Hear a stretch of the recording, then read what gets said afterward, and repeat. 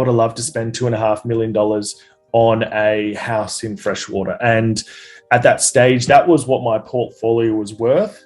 But I was living in a share house, in a share apartment, renting a room, because I would rather spend $250 on a room and have 4 properties that all had income coming in, and I was positive cash flow and continued to, I still had to, that $2.5 million worth of property, but other people were paying my mortgage. And I was actually positive cash flow by $500 or $600 a week, which was then paying down more debt and giving me more money for another deposit for another property. You're listening to Property Investor Tales, stories from the front yard. Here's your host, Tabitha Bright. Hello and welcome to Property Investor Tales, stories from the front yard, where I get to speak to property investors from around Australia about their investing journey. My name's Tabitha Bright and I'm the head of coaching here at Positive Real Estate, where we help people build wealth through property. With over 8,000 clients across Australia and New Zealand, there are some incredible stories to tell, which hopefully make your investing journey that little bit easier and will inspire you along the way. So my guest today is Michael Mangano, and we discuss how he has saved every cent since he was 10, buying real estate in the GFC and COVID, which, took some real courage, and living frugally while accumulating wealth. And then as he and his partner made the leap to upgrading their lifestyle and what precipitated that. So enjoy this conversation with Michael. All right, so today I've got Michael. How do I say your surname? I should know this. Mangano? Mangano, but in Italian it's Mangano. Just in case I need to get better with my pronunciations. Fondly, as part of the PRE and R&W family, fondly known as Mickey, amongst his peers. So you'll hear me refer to Michael as Mickey. And Mickey's been good enough today to come and share some of his stories of building his portfolio. So, Mickey, awesome to have you here. Thank you. Thanks for having me. And we're going to jump straight in, because over the last sort of few podcasts I've been doing, I've had some crazy stories that have come out of the woodwork. Stuff like, I had one client whose property manager rang them and said, your tenant's having naked seances out the back and the neighbors are complaining. They're doing like literally devil worship in your backyard. And there was another client that had bikers living unbeknown to him in his property, and he went round to do an inspection, and there were something like 20 headless chickens all hanging from a clothesline in the backyard. So God knows what they were doing with that stuff. So my first question to you was, has anything happened for you that is crazy with your property, or have you been a bit blessed and lucky in that space? I would say a bit blessed and lucky, but anything to do with property, I guess the hardest thing I've gone through with property is probably the house I'm in now. I purchased in COVID times, right at the start of COVID. I make a habit of it. I bought my first property during the GFC, and then my most recent one during COVID. So that one was interesting because I bought a property, got a pest and building inspection report done. The agent said to me, yep, look, there have been termites. It was common knowledge, but it's been treated, as in post, done, dusted. So when I read the termite report, I said, okay, this is what's been done, rather than this isn't an ongoing treatment. Unbeknownst to me, settled the property, started renovating straight off the bat, as you do, and found some active termites. Called up the termite company. No, this is an ongoing baiting treatment that could take a couple of months. It could be 6 months. And I'd already ripped down gibrock. I've got framework and everything like that going on. So that was about 3 or 4 months of half the house already ripped apart, and we couldn't touch anything because it can scare away the termites, and they could come back in 6 months and go back to the same nest. So we had to live that way for 3 or 4 months during winter. My partner wasn't very happy with that. Neither was I, but that was interesting. And then, the 12-month reno turned into 2 years with doing an owner builder, doing DAs yourself, trying to do a lot of the renovations yourself at nights and weekends and everything like that. So we're right on the end. We've probably got about 6 weeks to go. Hopefully, fingers crossed. Double fingers crossed. I'm crossing my toes. You can't see it. 100%. So it sounds like there's a heap of lessons in amongst all of that. So if we backpedal, the first thing I heard, because I got my coaching ears on, right? The first thing I heard was the agent told you it was done. You looked at the report. What made you go thumbs up? This is all kosher.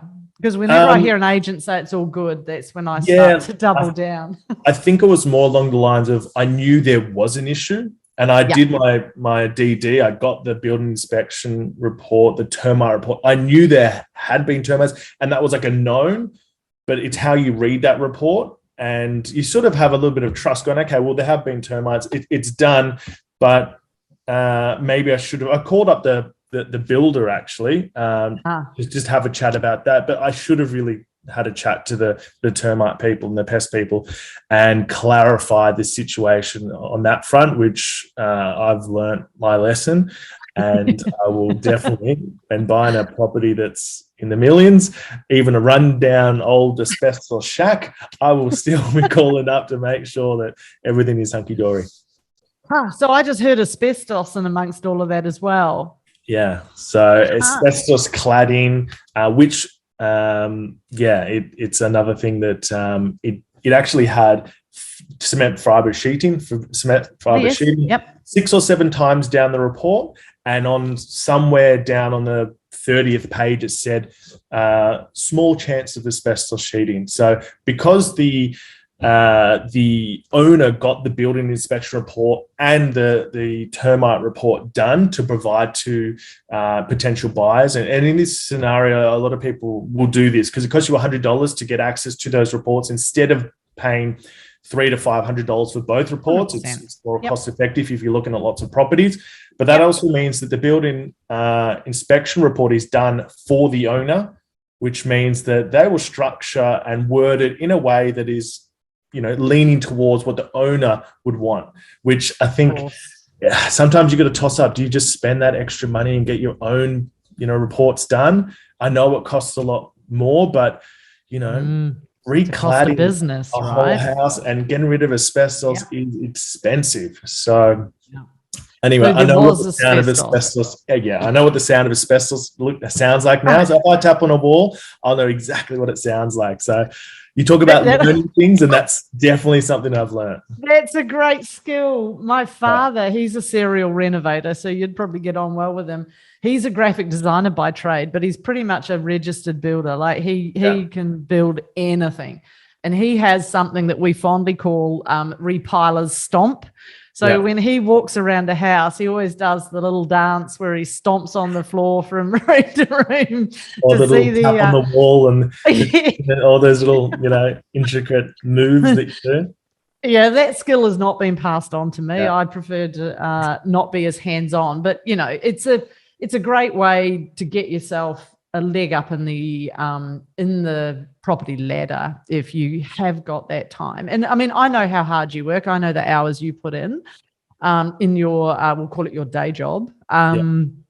So to find the time to renovate and deal with all of that, how did you manage that?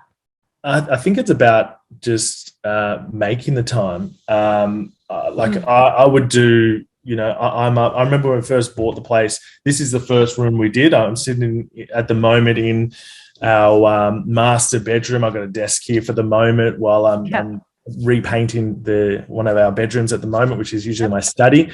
And I would be in here till midnight, just, sanding back walls, re-gibrocking, patching, painting. I just made the time at night or every weekend. It was also COVID time, so it was perfect because I couldn't go out. Like, we're at home, and I had a set budget. Why would I go spend money going to a pub or anything like that? And I'm not someone who buys new stuff anyway, so I'm not the best dressed, and I don't have all the latest gadgets. So every dollar is spent at the moment to finish a renovation, or started at that stage. Interesting. And so this, I didn't know that about you, because I think you're pretty smartly dressed most of the time. You're just trying to flatter me. I understand. Oh, I have to flatter you. You're doing this podcast. I'm so appreciative. I really appreciate you sharing, because I was saying to Sam I had a gap, and he was like, you got to interview Mickey. And I was like, okay, cool. What's Mickey done? He was like, oh, man, he's done so much. He's done so well. I'm really proud of him. And to have that accolade from Sam is massive for a starting point, and to be okay to share it, because a lot of people don't want to share and put out what they've achieved out there. And so what I'm hearing from you, because I'm beginning to get a bit of a theme happening, I've done, I don't know, maybe 25, 26 podcasts, and there's some commonalities and some themes that flow through this. One of the things is the people that are successful have some rules around what they spend money on and what they do with their time. And their rules might be slightly different, but there is that common theme coming through. So you don't necessarily have all the latest gadgets. You don't spend a lot of money on, I don't know, I don't even know the brands. I'm a bit like you. You mean Target? Hey? Target? That's my brand. Target to you. Target to you. Yes, Target. The car I drive, I actually splurged to get the car I wanted, but it's now 8 years old and it's keeps getting dinged and it's full of freaking dirt. So, you know, I am a big 16-year-old car here. Oh. The last one I had, I drove until it started smoking, and I figured that wasn't very good for the environment. So, you know, I think you do have to be really conscious of what you spend your money on. And I think that it's not about not having fun and not enjoying life, because you've done a lot. So take me through. You bought your first property at 20. Yep. And then what happened? Well, a month after I settled the property, I'd already booked an overseas holiday with one of my best mates, and I'd never been overseas before, didn't know what it was going to be like, and I was a fresh-faced 20-year-old who was taking a holiday, in essence. And I landed in Thailand and Laos. I did a month over there. Awesome. I'd never seen something that wasn't Australia, and different cultures and foods and everything like that. And it sort of opened my eyes to what was out there. And my whole idea at that stage was, from the age of 10, which I'll get into later, was to buy a property, keep buying, get $1 million worth of property by the age of 30, because I knew what property would do.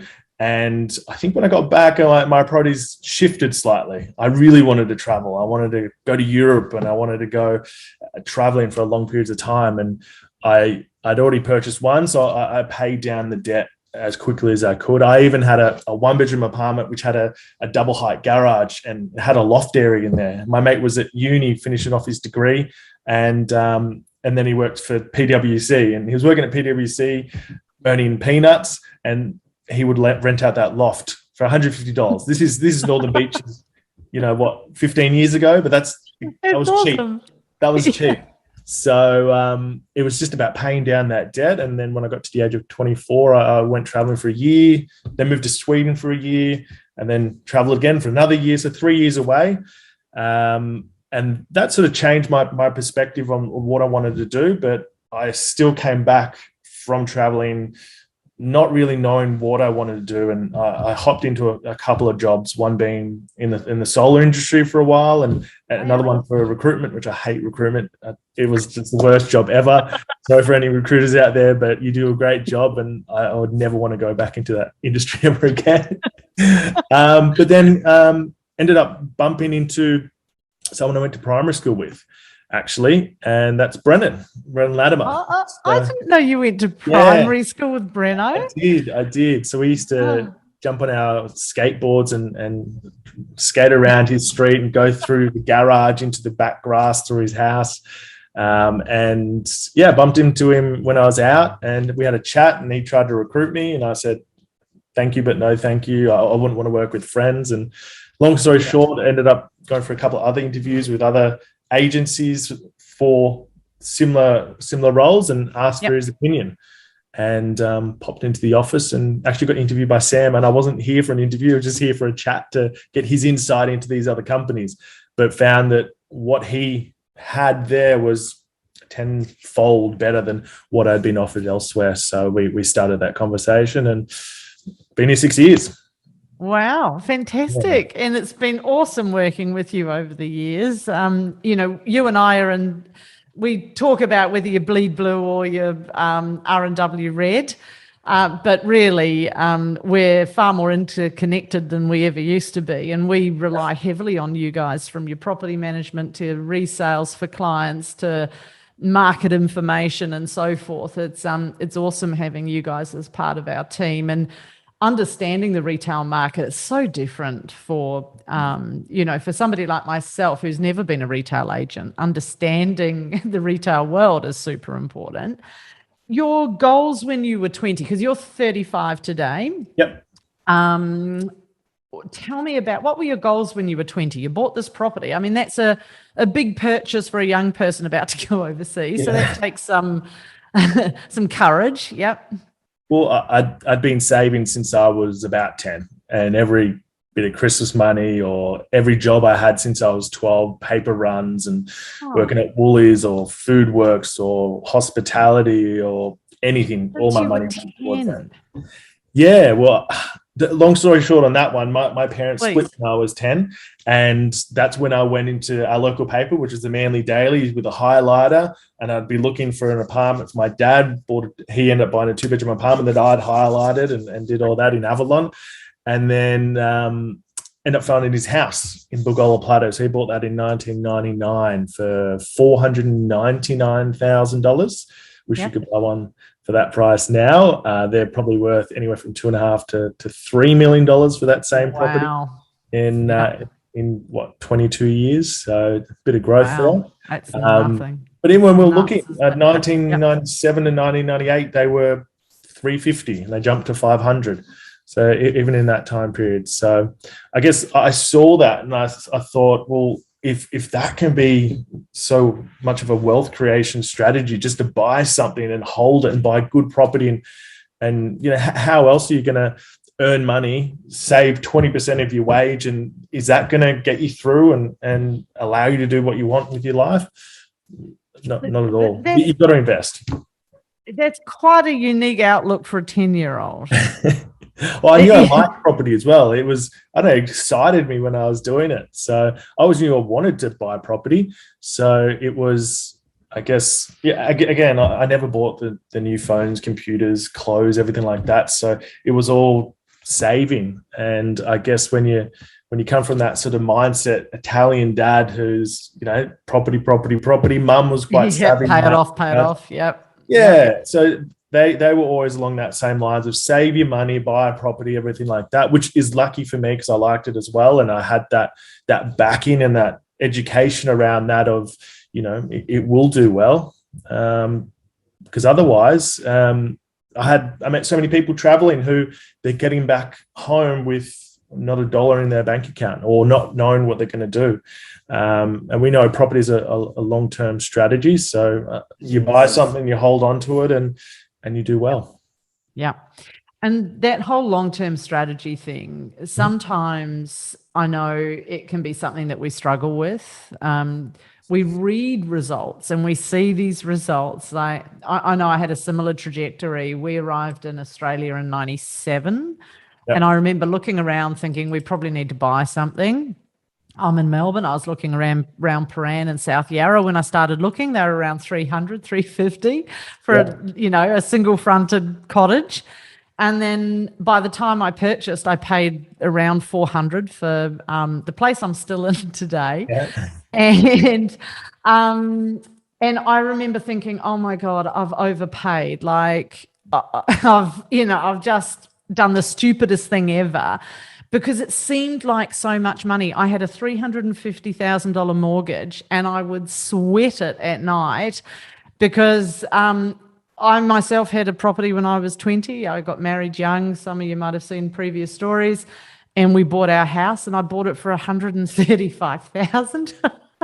And I sold it for 135,000. So I had a bit of a challenge with my first foray into property. And then when I bought this, or we bought this, I should say, I was like, what have I done? I've just paid far too much for something. We secured it outside of auction. But then it didn't go up immediately. It took time. But by the time the GFC did its rebound, I want to talk to you about you buying in COVID times in GFC. When the GFC did its rebound after, what was that, 2008? Was that around there? Yep. Yeah, it jumped up to around 800K at that point. And, it'd be similar. It'd be worth, I don't know, 2.5 probably today. So you're talking a massive trajectory, but was never straightforward. And it went up and it corrected a little bit and then it shot up again. For you buying in times like COVID and GFC, what is your thinking around that? You don't try and time markets, or there's an opportunity? It's hard, right? And it's hard to time any market. I mean, if you listen to the media during COVID times, they were talking about a 30% correction and everyone was freaking out. Right. And that's when we purchased. And I'd rather purchase when everyone's freaking out and everyone's holding back, because there's more opportunity to get yourself a good deal and get the pick of the litter, in essence, versus, I mean, you've seen over the last 12 months, the Sydney market is absolutely nuts. I'm on the Northern Beaches, which had some of the best growth. And there were people out there paying, $2.5 million for a little shack on a block of land on a main road sort of thing. It is still like that. It's slowing down as we go, but it's nuts. So I'd always rather buy counter cycle, but in the whole scheme of things, as long as you buy a good property, good area, and you're happy with the purchase to hold on to it for a long period of time. Like I'm one of the old school. I want to buy something. I want to hold it forever. There's no reason why I need to sell it, and just usually pull equity and purchase another one, pull equity, purchase another one, and build that portfolio. There shouldn't be a reason to sell unless, like I had. So I had 4 properties. I had to sell 2 of the smaller ones. So I sold my apartment in DY and my apartment in Brunswick, because I had a dual key property in Newcastle, which was a cash cow. I had a house in Brisbane, which is a cash cow as well. And then I wanted to buy the house in Allambie. And the only way I could buy the house in Allambie was to rid myself of some debt so that I could upgrade. So what I've essentially done is transfer from a 1-bedroom apartment in DY to a house in the Northern Beaches. So same area, but you're just getting something better. Yeah, I've had a couple of clients that have done something similar. I have one client in particular that long-term wanted the big family home, but had no easy way of getting into it because, we were talking a couple of $1 million. And they did that very thing. They knew they had to invest. They knew they needed to be in the market quickly for as long a cycle as possible. They were able to sell down and go and essentially almost pay cash for their family home at the end of it. But now they have to start. They were young enough that they could then start an investing strategy after that, because often, and tell me, I'm sure you agree, you can't always have your cake and eat it at the same time. No. It's about choosing what a priority is for you, and then getting that under your belt, and then moving on to the next thing. It's not always as simple as, I want the awesome house and I want to invest at the same time, and I want to retire in 7 years' time, and I want an income of 200K in retirement. To give you an idea, I would have loved at the stage that, a few years ago, I would have loved to spend $2.5 million on a house in Freshwater. And at that stage, that was what my portfolio was worth. But I was living in a share house, in a share apartment, renting a room, because I would rather spend $250 on a room and have 4 properties that all had income coming in, and I was positive cash flow and continued to. I still had that $2.5 million worth of property, but other people were paying my mortgage. And I was actually positive cash flow by $500 or $600 a week, which was then paying down more debt and giving me more money for another deposit for another property. So, perfect. Or I could have bought the $2.5 million property, and little old me's trying to pay that mortgage by himself. So things have changed over the last, 3-4 years. Met my partner, we bought this place, but obviously priorities change there as well. Yeah, you want to live in a share house, but you do it while you can, and you pay off as much debt, you get as much property as you can, and hold on to as much of that as you can as well. Wise words, my friend. I know. I always joke that Vin and I lived like students for 20 years while we invested. It drove my daughter nuts. I don't think she's ever forgiven me, because literally the second she moved out at 22 or 23, we started planning a renovation, which we didn't undertake until we finished literally just before COVID hit. Thank God. So we've turned this tiny little 2-bedroom cottage into, essentially, it's the size of a 3-bedroom townhouse, right? So it's one of your inner city single-fronted old Edwardians that have been modernised at the back. And we gutted and ripped that out, and it's so nice now having just a place that when you clean it, it feels clean, because we had literally got to the point where everything was falling apart, because we, like what you were saying, we put money into our investing, we chose our investing, and we chose a bit of travel and lifestyle over a home. And it's not everyone's preference, and it's okay if your priority is the family home and you're more inclined to nest. For me, I can be quite pragmatic about stuff, and if I have a goal, which I had for financial security, that was a precedent for me. And it sounds like you've made some similar choices, which have afforded you now to do the more lifestyle stuff around your home and have a wonderful place to live. But you've still done some hard yards on that. I have. So we been some trade-offs.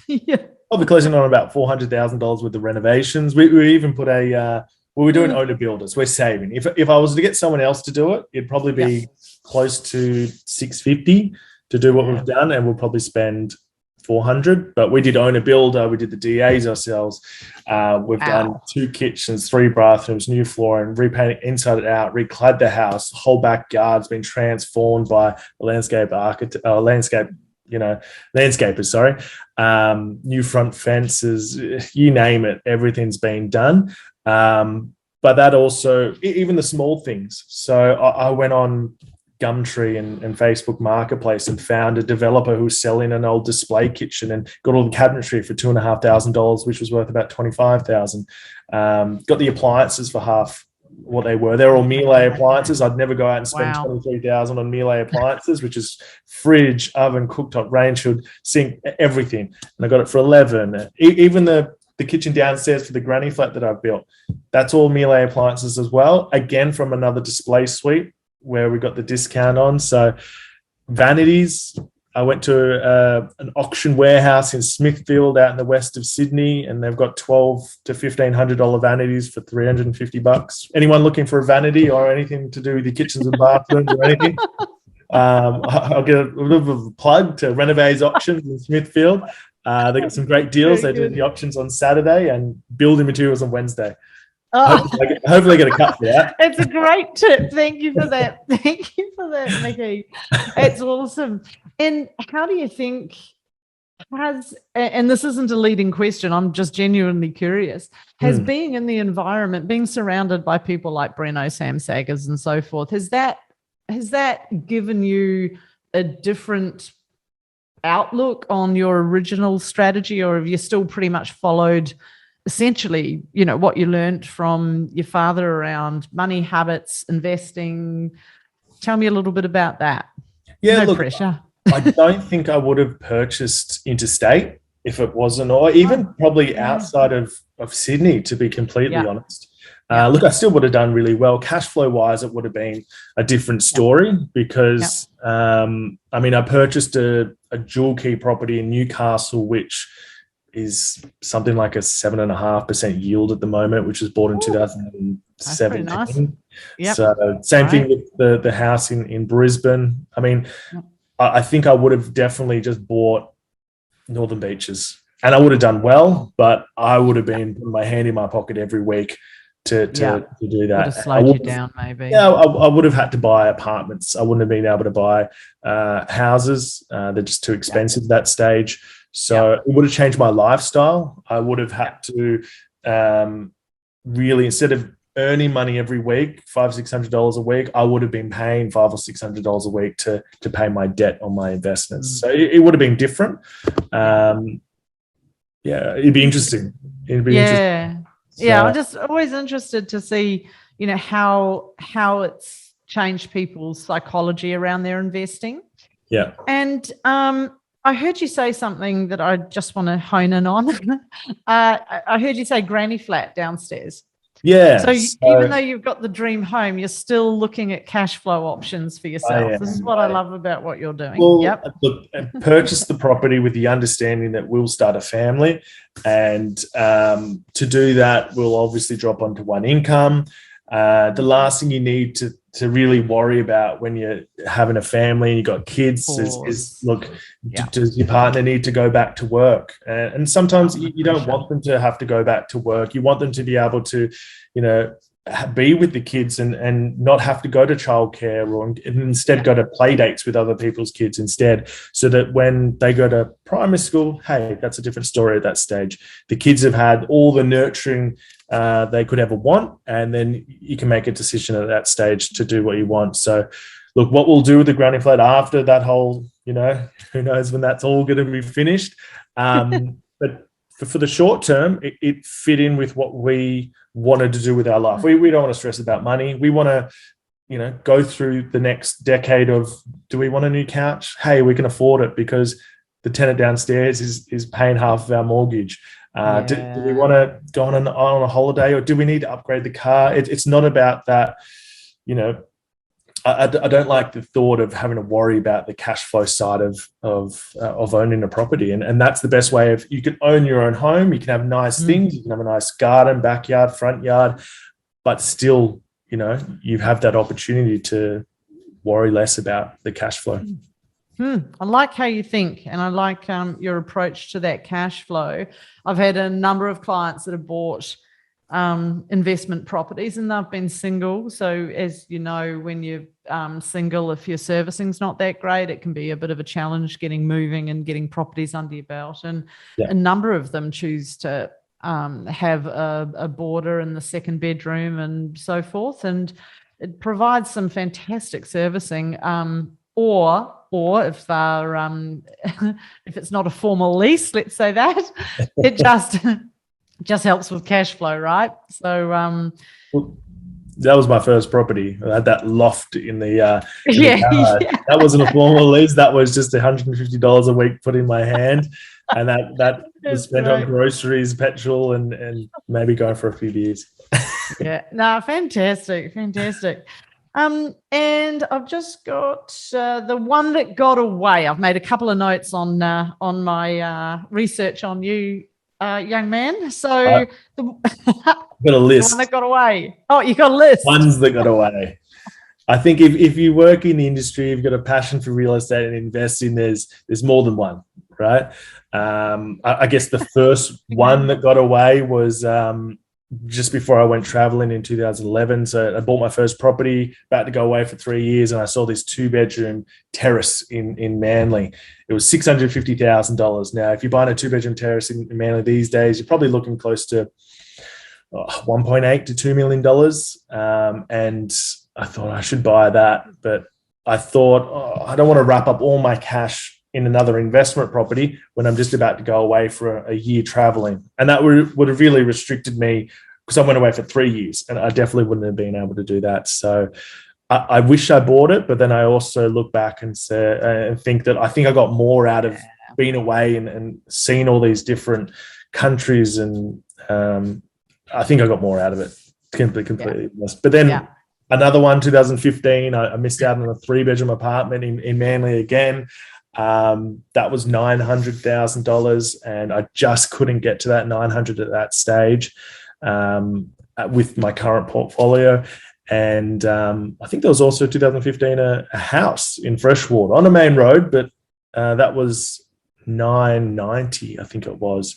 So if you bought, that sounds expensive maybe, but that same house would be worth probably close to $3 million now. Ooh, yeah, it's 7 years, triple your value. So it's hard. It stings a bit, doesn't it? It stings a bit. It does. I remember I looked at, I went through a phase of my investing where I was following a strata titling strategy. So we'd go into largely regional towns, decent ones like your Gosfords, your so forth, and you'd buy a small block of units, maybe 4 apartments or 3 townhouses in a line, 4 townhouses in a line, and you'd get the subdivision through because they wouldn't have been subdivided, and then the theory is you make equity. And we were doing that. And at one point I started looking around Sydney because Sydney was going through a flat period. And I was in areas that were affordable. So I ended up at that time in Liverpool. And I remember looking at a block of 8 units in Liverpool for what would have worked out if I'd purchased them $150K per 2-bedroom unit. There were 8 2-bedders in Liverpool. So what's that? Can you do the maths on that? 8, so that's 1.2. Yeah, so 1.2. And I was like, I just don't know if I can spend $1 million just in one. It was just that number. Yeah. And because everything I was buying blocks of units back then for, I don't know, like 600, 700 grand. And that was just a scary number to me. And when you think, what would they be, even in a basic state, what would they be worth today? 400, 500 each, maybe? At least. It was the old style, the brick, the yellow brick. Average it out, you're probably looking at maybe 450, 500. Yep. So let's go 450. Yeah, 3.5. Yeah. That one's always got my goat. It hurt. Yeah. So what I did was I went and bought 2 blocks of units down in Bateman's Bay in a regional town that didn't see growth until just recently. You have them still? Hey? Do you still have them? I've literally just sold them at the end of last year because the bushfires went through and came within 100 meters of my front door, and the market rebounded crazily, and they got some phenomenal growth in a really short period of time, helped along by COVID. And they're at that age, Mickey, where everything needs doing. And it was that thing that you've done with your units where we're migrating that money into a better class of property. So, but we waited a good 13, 14 years to do that. You could have made another podcast about you going down there and renovating yourselves, putting your overalls on and giving it a go. Not my skill set. I'm actually banned, true story, from painting and glue in this house because I glue scissors together, so you can't open them with super glue. I love super glue. I'd try it on everything. And I recently tried to paint a blackboard in my butler's pantry so I could write my grocery list. And I managed to get it over everything, the new tiles, the wall. So I'm officially banned. It's not my skill set. I've banned my dad from painting at our house. He's very much he's really good at lots of things, but he just gets the brush and just goes like this. He's messy as. I can't stand it. I can't be asked. I do not have an attention for detail. I need that. I need to be able to do it, and I won't let anyone else do it now because I just seen so many people just not do it to the quality that I want. So I was like, nah, everyone stand back. Like, don't worry about coming over. I'll just do it. I need to do it in my way. You're exactly the same as my husband. Can I tell you, when we bought this place, it had been that the person that had it had taken out all the old windows and put the aluminium sliding ones in. It's Edwardian. So we went through and put the Edwardian windows back in, and we had to paint them. So I start painting and I'm like, this is, excuse my French, this is boring. So I start doing this, right? I paint all over the hinges, everything. I just mask like absolute crap. And my husband takes one look at it and he takes the paintbrush out of my hand and he said, why don't you go and have a cup of tea? I can see you're tired. And I was like, gosh, that's nice. I come back in with my cup of tea. He's taken the windows off the hinges, pulled them all out, is sanding down all of the stuff that I've painted. And he's like, you just don't even come near it. He had to sand them all right down and repaint them from scratch and reattach them to the house. So yeah, painting and me. I had the first time that my partner Samantha started to help with some of the painting, and I saw what she was doing. And she's good, but not, I won't badmouth her. But we had the conversation about redistributing the chores in a way where, how about I just continue painting, because you don't want to be reaching up and stretching the paint fumes. You don't like them, so why don't you go do something in the other room, and I'll keep going with this. So in a nice way. I'm good at knocking shit out. Give me something to demolish. Although I am known for hurting myself. So the classic. If you could give your younger self some advice, knowing what you know today, what would you say to young Mickey? Oh, look, I came close when I first purchased my first property, which is a 1-bedroom apartment in DY, to stretching by another $80,000, because it was $320,000. I could have maybe got to the $400,000, and there was a 2-bedroom apartment with no kitchen. It'd been ripped out by someone who got halfway through a reno and abandoned it.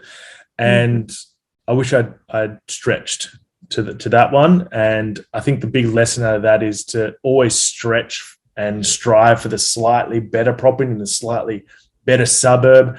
And better suburb doesn't mean the best suburb on the peninsula or wherever you live. It might be the bridesmaid suburb, the one that's right next door to that one. So it could be the worst suburb in the best region or something like that. So try and stretch, especially for the first one, because it's going to be a long time sometimes between your first and your second. You have to create more equity from property growth or savings. So if you're talking about stretching an extra 20%, and you can do it, go for the better quality property to start with, because it might be 3 years between the first and second. So that would be my best advice. That's a good lesson. It comes down to mindset and fear. And it's something that we see a lot when you're coaching people, and exactly what I did with that 2 purchases in Bateman's that felt safer at a lower price point, but in reality was far riskier, because they don't have the employment, they have a low wage base because there's a lot of retirees and tourism, whereas Liverpool, relatively central still in Sydney. I mean, when you talk about risk, what was riskier? Yeah. But it was my comfort zone and my fear around a number that got in the way of me making a quality investment choice. And I think that's a really important lesson, and one that we haven't pulled out from many of the podcasts so far, is that sometimes being comfortable is not the best thing. Sometimes you need to be a little uncomfortable to get a good result. I think that's a very important lesson. Anything to add? Anything I've missed? Anything you want to share with people about investing before we wrap it up? I'm not sure. I think that's sort of a holistic approach around, what we've done here and what anyone can really achieve. I think that the biggest takeaway that anyone who's thinking about investing is get in as early as you can, buy good quality real estate and hold it for the long term. You're not going to, I see so many ads out there on Facebook where people are saying, 5 properties in 5 years, or, pay off your property in 5 to 7 years and stuff like that. And 99% of the time it's not realistic. So it's about buying, holding, buying good quality real estate, and in the long term, you will do well. There's no fast way to get rich unless you're buying crypto, and hey, hold on for the ride. It can go up and go down. And I've got crypto. It's a nightmare. It's a heartache. It's one of those things where you look at it and go, shit, it's down 20%. It's up 20%. I just don't look at it anymore. Just leave it. I'll look at it in 10 years. Hopefully. Good advice. I don't have any crypto. I'm being 53. I'm at that stage where I am being a little bit more conservative about my approach with my investing and anything I'm doing. And it feels nice. It does. It does. Especially when you got that bit of base, I think, it is a nice feeling. But, you do have to stretch it, and you do have to take action. You've got to have good quality habits, and you've got to be clear on what your goals are, I think, as a starting point for your investing. And I think, sir, that's what you've done really well. Congratulations. Yeah. Thank you so much. And thanks for having me. Thanks for being on. Cheers, Vicky. Okay, cheers. Hey, thanks for listening to Property Investor Tales. Remember to subscribe so you get notified every time a new episode drops. As you can guess, I love hearing people's property investor tales. So if you'd like to share yours, then please get in touch with me via email at propertyinvestortales@positivementor.com.au. We would also love your feedback, and I would appreciate a 5-star review over on Apple Podcasts or Spotify. Remember, you can watch all of these podcasts over on YouTube at Positive Mentor or at positivementor.com.au. Until then, take care, happy investing, and bye for now.